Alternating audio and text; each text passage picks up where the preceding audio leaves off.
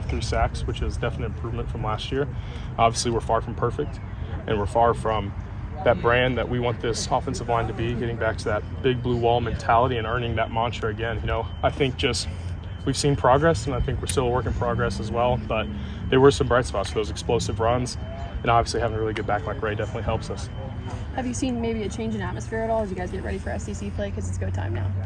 Yeah, it's just got to be on the screws every week. As the talent gets better in the SEC, there's no room for even the smallest of details to let them slip. So, we're always process-driven over results. We can have a big play, but if it's not blocked right, we're not happy with that. So we're just really focusing on the process, letting the results take care of themselves.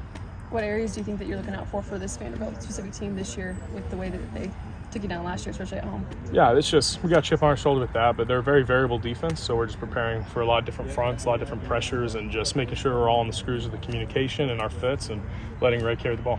One thing you guys have done a really nice job of in recent years is getting off your right foot in SEC play. Yeah. Is that crucial to take care of business in that first one in particular? Yeah, it's crucial every week because, it's just football is such a momentum game, and having wins in your belt, you just got to build momentum, especially going into an SEC gauntlet. You want to have momentum to start and keep that momentum the whole time. So just week in and week out, trying to build on your performance and get better.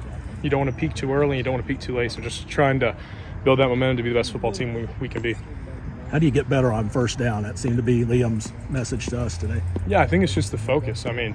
It's not for lack of talent. It's not for lack of effort. It's not for lack of wanting to be more successful. It's just having to be on the screws. It takes all 11 to be doing their job the right way every single time. And so just locking in on those details, especially on first down, to get our drives off to a better start.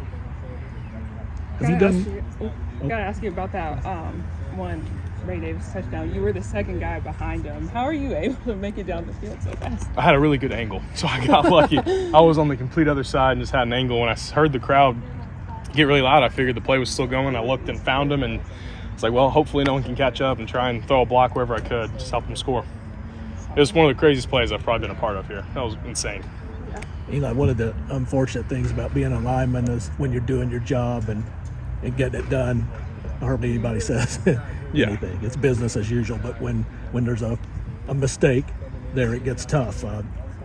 Do you do anything to help Jagger along with some of the struggles he had in this last one? Yeah, and just Jagger's a very motivated football player who's very focused, and he's not someone you really have to say anything to or get him motivated. I think he's self-motivated, and when he hits a little adversity like that, there's really not much I need to do just other than say, hey, forget about it, next play, we're moving on. And he responded by having a really good second half. And yeah, you're right, we have a 55-yard touchdown run. It's like, oh, cool, everyone did their job. But if we have a 2-yard run, it's like, man, you guys suck. So that's just part of the nature of the business and how offensive line play is, so we're used to that.